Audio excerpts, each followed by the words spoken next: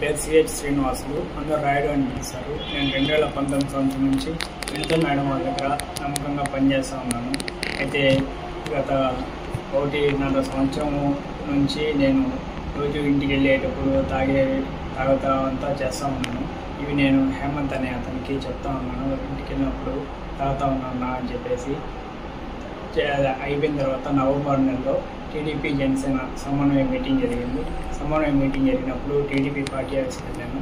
Party హౌస్కి వెళ్ళిన తర్వాత జనసేన పార్టీలో ఉండే పేట చంద్ర అనే అతను, ఎమ్మెల్యే సుధీర్ రెడ్డి మనిషి సుజిత్ ఇద్దరు మాట్లాడుకుంటా ఉంటే నేను వాళ్ళ దగ్గరికి వెళ్ళాను. వాళ్ళ దగ్గరికి వెళ్ళినప్పుడు చంద్ర వచ్చేసి సుజిత్కి నన్ను పరిచయం చేశాడు. మీ ఎమ్మెల్యేకి మీ సీన్ ఉన్నాడు కదా, ఆ విధంగా మా మేడం వాళ్ళకి మాతో రాయుడు 24 గంటలు పక్కనే ఉంటాడు అని చెప్పేసి నన్ను అప్పుడు పరిచయం చేసి నా నెంబరు సుజిత్కి తీపించాడు. సుజిత్కి తీపించిన తర్వాత దానికి పక్క రోజు నేను రేణుగుంట నుంచి కళాశాలకు వెళ్తా ఉంటే ఆయన బస్టాండ్ దగ్గర చంద్ర బస్టాండ్ దగ్గర ఉన్నాడు. బస్టాండ్ దగ్గర ఉంటే మనతో ఇంటి వరకు వదులుతున్నాను అని నేను చెప్పాను. చెప్తే సరే వదులుతాను రాయుడు, వదాంరా, నాకు హేమంత్ చెప్పాడు నువ్వు తాగుతామని చెప్పేసి. మేడం వాళ్ళు కూడా లేరు కదా, తాగుదామనేసి నన్ను కళాశ్రీ ఎస్ఎస్ కళ్యాణ మండపం హైవేలో కళాశ్రీ ఎస్ఎస్ కళ్యాణ మండపం దగ్గరికి తీసుకుని వెళ్ళి మందు తాగిపించాడు. మందు తాగిపించి తాగుతా ఉంటే సుజిత్ ఏమన్నా ఫోన్ చేశాడా అని అడిగాడు. లేదు నాకేం చేయలేదనా అని చెప్పాను. చెప్తానే నాకు చేతి మెంతి సారు అవంతా అడిగాడు. నేను 8,000 ఇస్తాను నా అవంతా చెప్పాను. చెప్పిన తర్వాత సుజిత్ ఫోన్ చేస్తాడు. ఫోన్ చేసి మన మేడం వాళ్ళ గురించి విషయాలు అడుగుతాడు. అని చెప్పు, నేను డబ్బులు తీసాను వాడి కాడ అని చెప్పాడు. విషయాలు మనకి ఎందుకు చెప్పాలన్నా వాడికి సుజిత్కి అని చెప్తే, లేదు రాయుడు ఏం కాదు, వాడు మా పక్కన రోడే, నువ్వు చెప్తా ఉండి నేను నీకు డబ్బులు తీసాను అని చెప్పాడు. చెప్పిన తర్వాత మళ్ళీ పక్క రోజు నాకు సుజిత్ ఫోన్ చేశాడు. సుజిత్ ఫోన్ చేసి చంద్ర ఏమన్నా చెప్పాడా అని అడిగాడు. మాతో ఫోన్ చేస్తారు, మా మేడం వాళ్ళ గురించి అడుగుతాడు, విషయాలు చెప్తా ఉండు, డబ్బులు ఇస్తాడు అని చెప్పాను. ఎంత డబ్బులు ఇస్తామని చెప్పినాడు అని అడిగాడు. లేదు నాకు ఎంత ఇస్తామనేసి ఏం చెప్పలేదు, విషయాలు ఫోన్ చేస్తాడు, విషయాలు అడుగుతాడు, అది మాత్రం చెప్పు అని చెప్పి నేను డబ్బులు తీసాను అని చెప్పాను. సరేలే నేను ఇస్తానులే అని చెప్పి దానికి మళ్ళీ 2 రోజుల తర్వాత నేను మేడం వాళ్ళ ఇంటి దగ్గర ఉంటే పేట చంద్ర అని అతను ఫోన్ చేసి ఎస్ఎస్ కళ్యాణ మండపం దగ్గర ఉన్నాం రాయుడు, 1 నిమిషం వస్తావా మాట్లాడాలా అని చెప్తే నేను బండి వేసుకొని ఎస్ఎస్ కళ్యాణ మండపం దగ్గరికి వెళ్ళాను. బండి అక్కడికి వెళ్తే అక్కడ ఆల్రెడీ సుజిత్ చంద్ర కూర్చొని మందు తాగుతా ఉంటే నేను వెళ్తానే నాకు గ్లాస్లో పోసి తాగు రాయుడు అని చెప్పారు. లేదు నా మేడం వాళ్ళు ఇంటికాడ ఉన్నారన్నా, నేను తాగితే వాసన వస్తుంది తెలుసుకోవాలి చెప్తాను మళ్ళీ ఇద్దరేనా అని చెప్తే 1 గ్లాస్ తాగని చెప్పేసి 1 గ్లాస్ ఇచ్చారు. 1 గ్లాస్ ఇచ్చిన తర్వాత నీకు చెప్పాను కదా మేడం వాళ్ళ గురించి అడుగుతా ఉంటాడు, ఫోన్ విషయాలు అడుగుతాడు, డబ్బులు ఇచ్చిస్తాడు అని చెప్పేసి చెప్పాను కదా అని చెప్పి అడిగినాడు. అవును నాకు చెప్పినాను నేను చెప్పాను. చెప్పిన తర్వాత 30 లక్షలు ఇస్తాడంటే సుజిత్, విషయాలు చెప్తా ఉంది అని చెప్పాడు. 30 లక్షలు అంత డబ్బులు ఎందుకు అని నీకు చెప్పావు కదా 8,000 జీతం అని చెప్పేసి, నేను అడిగిన బయట వెళ్ళి బాగా హ్యాపీగా ఉంటాడు అని చెప్పేసి అప్పుడే నాకు 2 లక్షలు తీసిచ్చాడు.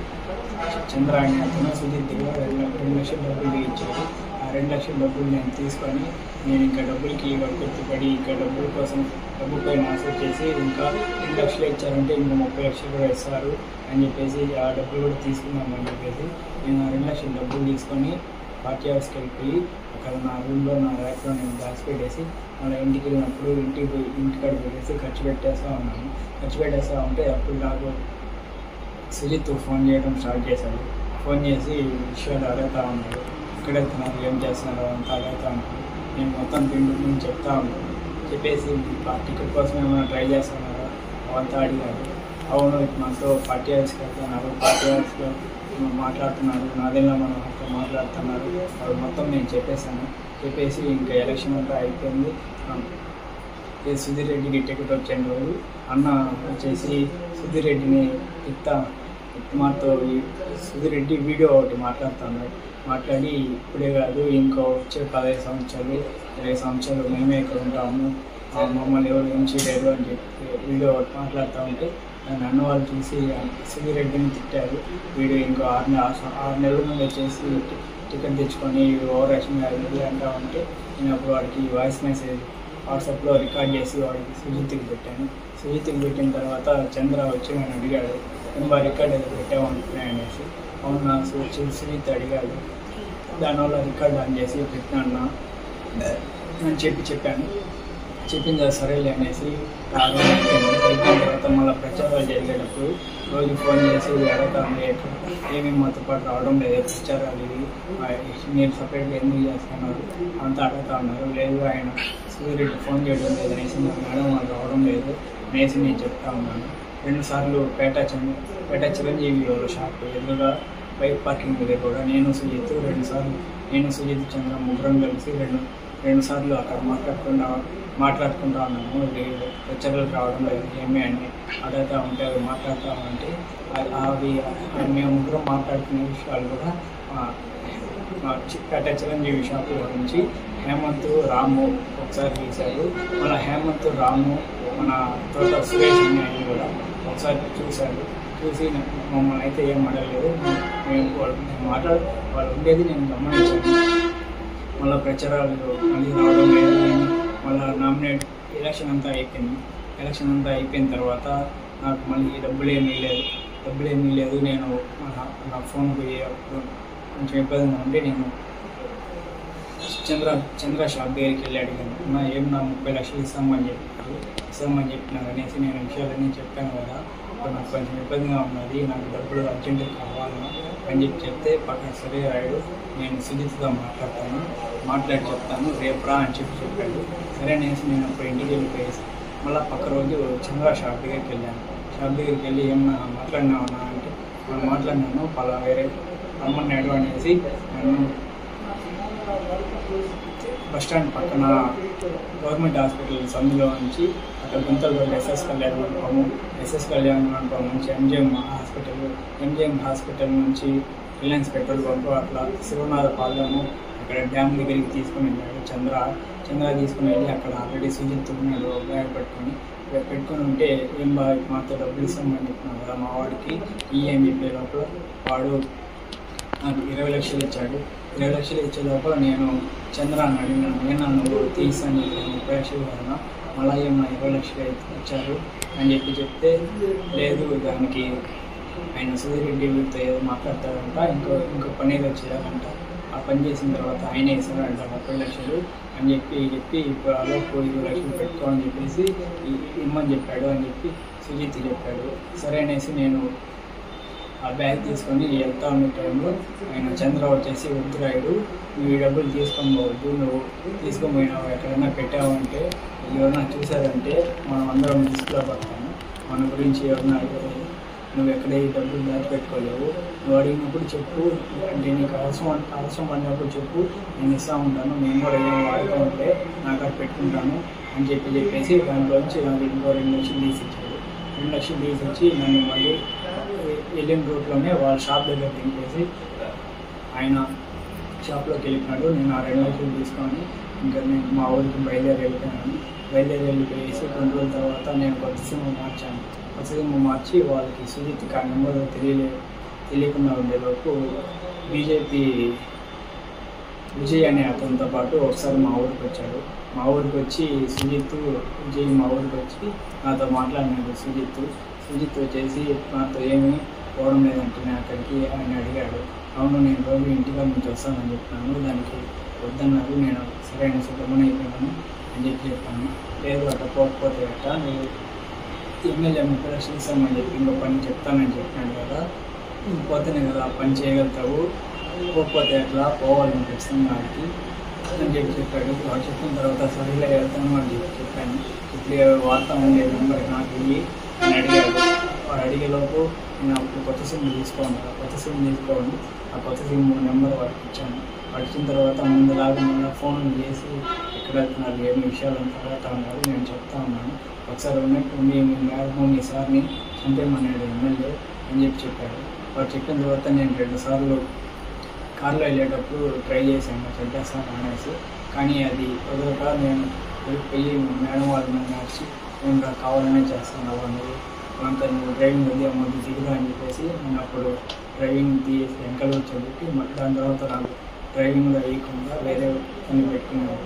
నేను సుజిత్కి చెప్పాను, మాతో చేస్తానండి, అది చేసి నాకు కారు ఇవ్వడం లేదు, డ్రైవర్ని మార్చేసినారు అని చెప్పాను. చెప్పిన తర్వాత తను సరేలే అనేసి గమనైపోయిన తర్వాత ఏప్రిల్ 6వ తారీఖు నాకు నైట్ ఫోన్ చేసి కోకోకోలా ఫ్యాక్టరీ దగ్గర ఒక రూమ్లోకి రమ్మని చెప్పారు. నేను అప్పుడు ఇంటికి ఆఫీస్ దగ్గర ఆలస్యంలో పార్టీ ఆఫీస్ నుంచి మా ఊరు ఆర్చికాడికి వెళ్ళి అక్కడ అతని కోసం వెయిట్ చేస్తా ఉన్నాను. వెయిట్ చేస్తూ ఉంటే సుజిత్ వచ్చి తీసుకొని వెళ్ళాడు. అది వచ్చేసి మన కోకోకోలా ఫ్యాక్టరీ ఆపోజిట్లో ఒక ఇల్లు లాగా ఉంటుంది, ఆ ఇంటి కాడికి తీసుకొని వెళ్ళాడు. తీసుకొని వెళ్ళిన తర్వాత చంద్ర కూడా వచ్చాడు. అక్కడికి వచ్చి మామూలుగా మందు తాగుతూ ఉన్నాము. నైట్ తాగుతూ ఉంటే సుజిత్ వచ్చేసి చంద్ర అని అడిగాడు, ఇంకా మీ వాడికి ఇచ్చిన డబ్బులు ఇంకా ఇచ్చేసినామా లేదా అని అడిగాడు. లేదు నాకడే ఉన్నది, అడిగినప్పుడు ఇస్తాను అని చెప్పాడు. మాతో మీరు ఎందుకు నువ్వు అన్నదానం చేస్తాననేది అనేసి సుజిత్ చంద్ర అని అడిగాడు. లేదు ముందు అంటే అప్పుడు వ్యాపారాలు బాధ్యతనే చేసినాము, ఇప్పుడు కుదరడం లేదు, ఆ డబ్బుల్లో ఇచ్చిన డబ్బుల్లో నుంచి చేస్తా ఉన్నాను అని చెప్పాడు. మీ మేడం వాళ్ళు బర్త్డే వస్తుంది, ఏం ప్లాన్ చేస్తున్నారు అని అడిగాడు.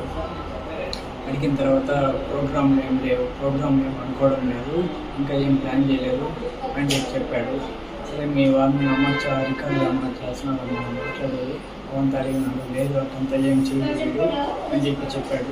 చెప్పిన తర్వాత అతను చంద్ర అనే అతనికి ఫోన్ వచ్చేలోపు బయటికి వెళ్ళి ఫోన్ మాట్లాడతా అట్లే వెళ్ళిపోయినాడు. అలాగే నాకు కూడా మంది ఎక్కువైపోయి నేను పడుకునేసే టైంలో సుజిత్ వచ్చేసి నాకు ఫోన్ తీసుకున్నాడు. నా ఫోన్ తీసుకొని ఏదో నైట్ మొత్తం చూశాడు. చూసిన తర్వాత మళ్ళీ నేను అప్పుడు పడుకునేసాను. తెల్లవారితో లేసి ఫోన్ తీసేటప్పుడు ఛార్జింగ్ అయిపోయి మళ్ళీ అతనే కేబుల్ ఇచ్చాడు. కేబుల్ ఇచ్చి ఛార్జింగ్ పెట్టుకుంటా ఉంది. అర్ధగంట ఛార్జింగ్ పెట్టుకుని నేను తిరుపతికి వెళ్ళాను, హాస్పిటల్ కాడికి. తిరుపతికి వెళ్ళిన తర్వాత మళ్ళీ ఫోన్ చేశాడు సుజిత్. ఫోన్ చేశాక నా ఉండే అంతా తిరుపతికి వచ్చినాను అని చెప్పాను. చెప్పిన తర్వాత సరే అయిపోయిన తర్వాత నైట్ ప్లేస్కి వచ్చేసేయి అని చెప్పాడు. సరే అనేసి నేను అక్కడ అయిపోయిన తర్వాత నాతో పవన్ అనే అతను ఉంటే అతన్ని వాడికి మెట్టుకండే దగ్గర టిప్పను అంతా తీపిచ్చి వాడికి మందు తీసుకోమని చెప్పేసి వాడికి చెప్పి ఆర్చికార్ దిగేసి వాడిని పంపించేసి సుజిత్ వచ్చి నన్ను ఆ రూమ్ కాడికి తీసుకొని పోయాడు. రూమ్ కాడికి తీసుకొని పోయి బిర్యానీ మందు అంతా తీసుకొని వచ్చి తాగుతా ఉండి తింటా ఉండే టైంలో మధ్యాహ్నం టైంలో ఎమ్మెల్యే సుబ్బిరెడ్డి ఆ రూమ్ దగ్గరికి వచ్చాడు. రూమ్ దగ్గరకు వచ్చేసి ఏమో నువ్వేనా అంతా ఒక పనిచేస్తూ ఉండేది అని అడిగాడు. అవును నేనే అని చెప్పాను. అంతే సార్ నేను జీతం అంతా అడిగాడు. నేను 9,000 ఇస్తాను అని చెప్పాను. 9,000 ఇంకా ఎవరన్నా పని చేస్తారా, నేను 19,000 ఇస్తాను, నాకు అక్కడికి వచ్చేసి అని అడిగాడు. లేదు మా మేడం వారికి 10వ వచ్చిన తర్వాత కారు ఇల్లు కొనిస్తామని చెప్పారు, దానికోసం నేను ఆడే ఉన్నాను, మా ఇంట్లో ఇక్కడే ఉన్నామని చెప్తారు అని చెప్పాను. సరే నువ్వు రాకపోతే పోయినావు, మీ మామ కోవిడ్లో ఉంటాడంటని, మీ అత్త మీ చెల్లెలు కోడూరులో ఉంటారంట, ఈ మధ్య పెళ్ళి మీ చెల్లెలకి మీ అవ్వ ఒకటే ఇంట్లో ఉంటారంట కదా, మీరు బొక్కింగ్ పాలం అంట కదా అని అడిగాడు. అవును నీకు ఇవన్నీ ఎట్లా తెలుసు అని చెప్తే నేను ఎమ్మెల్యే నాకు ఇవంతా తెలియకుండా ఉంటుందా అని చెప్పాడు. చెప్పిన తర్వాత మా వాడు ఆల్రెడీ 20 లక్షల డబ్బులు నన్ను ఇచ్చినా అని అడిగాడు. అవును ఇచ్చాను అని చెప్పాను. దాని తర్వాత సరే నువ్వు నా కాడికి రాకపోతే పోయినావు, నేను మేడం ఏదైనా ప్రైవేట్గా ఉండే వీడియోలు లేకపోతే మీ పార్టీలో ఎవరికైనా పెద్దవాళ్ళతో మాట్లాడుతూ ఉండే వీడియోలు లేకపోతే ఏదైనా నన్ను తిడతా ఉండే వీడియోలు లేకపోతే మీ మేడం ఏదైనా వల్గర్గా ఉండే వీడియోలు నాకు ఇచ్చేసేయి, ఆల్రెడీ మా వాడు చెప్పినాడు కదా నీకు 30 లక్షలు డబ్బులు ఇస్తామని చెప్పేసి అని వాడు పక్కన డబ్బులు ఓపెన్ చేసి చూపించి ఈ మాత్రం అవి నాకు ఇచ్చేసినావు అంటే ఈ డబ్బులు నీకు ఇచ్చేస్తాను, నేను బయట పంపించేస్తాను, నీ పేరు ఏడా రాని అన్నీ వెళ్ళి హ్యాపీగా బతుకు అని చెప్పి డబ్బు వేయకుండా తీసుకుని వెళ్ళిపోయాడు. తీసుకుని వెళ్ళిపోయిన తర్వాత అక్కడ కొంచెంసేపు ఉండి నేను తినేసి ఇంటికి వచ్చేసిన తర్వాత మళ్ళీ నాకు 14వ తేదీ సుజిత్ చంద్రాకి చెప్పినాను, మాతో ఎమ్మెల్యే ఇంటికి వెళ్ళేసి వచ్చాను అని చెప్పి మనతో ఏం చెప్పాడు అని అంతా అడిగాడు. అడిగితే నేను మాతో పోయినాను, వీడియోలు అడుగుతా అంటారు, వీడియోలు మన వల్ల యాడ్ అవుతుందన్నా కాదులేనా అని చెప్తే లేదు నువ్వు తీయాలి రైడు, నాకు తీసి ఇచ్చే వీడియోలు. నేను నేను ఆల్రెడీ 20 లక్షలు ఇస్తానని చెప్తున్నారు, నేనే తీయించాను కదా. ఆ 30 లక్షలు కాకపోయి 30 లక్షలు కాకపోయి ఇంకో 30 లక్షలు వేసి 60 లక్షలు నేను తీస్తాను, నాది బాధ్యత. నేను నన్ను నమ్ము, మళ్ళీ వాళ్ళకి మనకి సంబంధం ఉండదు, పని అయిపోతుంది అని చెప్పేసి ఆ రోజు వెళ్ళిపోయాడు. ఆ రోజు నాకు కొట్టేసారి అనే అతను కూడా 3 సార్లు ఫోన్ చేశాడు. 3 సార్లు ఫోన్ చేసే లోపల నేను ఫోన్ చూడలేదు, ఆటోమేటిక్గా రిప్లై కాల్ యూ బ్యాక్ అనేసి పెట్టిన తర్వాత అతను నాకు మెసేజ్ పెట్టాడు. మేము మనతో సుజిత్ ఎమ్మెల్యే ఇంటికి తీసుకున్నాడంటేనే మాట్లాడినట్టు కదా, ఆ వీడియోలో కూడా తీసి చేరాడు అంటే సుజిత్ చంద్ర ఆల్రెడీ ముందే మాట్లాడుకున్నారు వీడియోల గురించి. వాళ్ళు ఆల్రెడీ నేను ముందు విషయాలు చెప్తాను, అంతా ఆల్రెడీ మాట్లాడుకోవాలి. నాకు మెసేజ్ పెట్టారు, మొత్తం ఆ వీడియోలు తీసి చేయి, మనం మనం కలిసి ఉండాలి, ఇప్పుడు వాళ్ళని ఊళ్ళోంచి తరమేయాలి, ఆ వీడియోలు తీసి చేయి వల్ల అవుతుంది అనేసి నాకు మెసేజ్ పెట్టాడు. అన్న నువ్వు నాకు మెసేజ్ ఏం పెట్టద్దు, నా ఫోన్ ఎప్పుడు అకౌంట్ తీసుకుంటారో తెలియదు, ఏదైనా ఉంటే చంద్ర చెప్పు, చంద్ర నాకు చెప్తాడు అని చెప్పాను. చెప్పిన తర్వాత సరే అనేసి గమనించాను. దాని తర్వాత 23వ తారీఖు వరకు అప్పటి వరకు నేను వీడియోలు ఏం తెలియదు. 23వ తారీఖు సుజిత్ నాతో డైరెక్ట్గా మాట్లాడి, ఏమి ఎమ్మెల్యేని మాట్లాడిన తర్వాత ఏమి ఎక్కలేదా అనేసి బెదిరించి మీ ఇంట్లో గురించి అంతా మాకు తెలుసు అని చెప్పిన వారు ఎందుకు బాగానే ఉన్నావు, మేము మా గురించి మీకు తెలియదు, అప్పుడు మీ మేడం కాదు బోల్ట్ తీసింది కూడా మేమే, మా గురించి నీకు పూర్తిగా తెలియదు, మేము ఇంట్లో నుంచి అన్నా చంపేస్తాము, ఏడాడున్నారు మొత్తం చెప్పాము కదా, లేదంటే నువ్వు ఇన్ని రోజులు మాట్లాడుకోండి అంతా నా అక్కడ రికార్డులు ఉన్నాయి, నేను బయట పెట్టేస్తాను, బయట పెట్టానంటే మీ మేడం వాళ్ళు నేను ఏం చేయాలో చేస్తారు, అందరూ తెచ్చుకోవద్దు, నువ్వు పోలీస్ స్టేషన్కి పోయినా కూడా ఏం చేయలేదు, మీ మేడం వాళ్ళు ఏం చేయలేదు, మేము ఏం చెప్తే అదే చెప్తారు అని చెప్పేసి నాకు మర్యాదగా ఇచ్చేది ఎప్పుడు ఇస్తాను అడిగారు. ఇప్పుడంతా బర్త్డే ఉన్నది 25వ తారీఖు, నాకు ఫుల్ పనులు ఉన్నాయి, అవ్వదు, మళ్ళీ ఇస్తాను 26వ తారీఖు అట్లా ఇస్తాను అని చెప్పాను. చెప్పిన తర్వాత 26వ తారీఖు ఇంట్లో ఎవరు లేదు, మేడం ఒకటి సోఫాలో కూర్చుంటే నేను కొన్ని కాళ్ళ కూర్చున్నట్టు కూర్చొని నా ఫోన్ బ్యాక్గ్రౌండ్ వీడియో రికార్డ్ అని అప్పుడు వీడియో ఆన్ చేసుకొని 20 నిమిషాల మధ్యలో వీడియో పెట్టే లోపల నా ఫోన్కి వాట్సాప్లో ఏదో మెసేజ్ వచ్చింది. మెసేజ్ వచ్చే లోపల అది సౌండ్ వచ్చి మేడం అక్క తీసుకొని చదివిస్తాను అని చెప్పి తర్వాత అనే టైంలో వీడియో చేసి ఫోన్లో డిలీట్ చేశాను. నాకు భయంగా చేసి నేను సుజిత్కి ఫోన్ చేశాను, అంత వీడియో తీస్తూ ఉంది, నేను దొరుకుతున్నాను, ఏం చేయాలి ఇప్పుడు అని చెప్తే నువ్వేమని చెప్పావు అని అడిగాడు. నేనేం చెప్పలేదు, నేనేం అడగలేదు, అయితే ఏం చెప్పలేదు, నాకు భయంగా ఉన్నది అని చెప్పాను. చెప్పిన తర్వాత మా అన్నయ్య చెప్తే బాగుండదు, నాకు ఆల్రెడీ ముందే చెప్పాము కదా, మీకు మీకంతా మాకు తెలుసు, వాళ్ళు నేను చెప్పేస్తాను, దీని వెనకాల ఎమ్మెల్యే ఉన్నాడు లేకపోతే నేనున్నాను, మా అన్నయ్య చెప్తా ఉంటే బాగుండదు అని చెప్పేసి నీ సౌండ్ రావాలి వాడు ఫోన్ కట్ చేసాను. ఫోన్ కట్ చేసిన తర్వాత నేను ఏం చేయాలో తెలియక నేను ఒకటే సాయి అనే అతనికి మెసేజ్ పెట్టాను, నాకు మనతో వీడియో గురించి తెలుసు కదా, నాకు తీస్తాను దొరుకుతున్నాను, ఏం చేయాలి నా అని చెప్పి వాడు కూడా ఏం రిప్లై లేదు. దాని తర్వాత నేను పేట చంద్ర మెసేజ్ పెట్టాను, నాకు మనతో వీడియో తీస్తాను దొరికిపోయినా అని చెప్పే లోపల ఆయన అవునా ఎక్కడ దొరికిపోయినావు రాయుడు, నా మీద చెప్పద్దు, డబ్బులు నేను తీసాను, నేను అకౌంట్ తెప్పించుకొని వచ్చేసేది అని చెప్పాడు. చెప్పిన తర్వాత నేను ఆ రోజు ఎమ్మెల్యే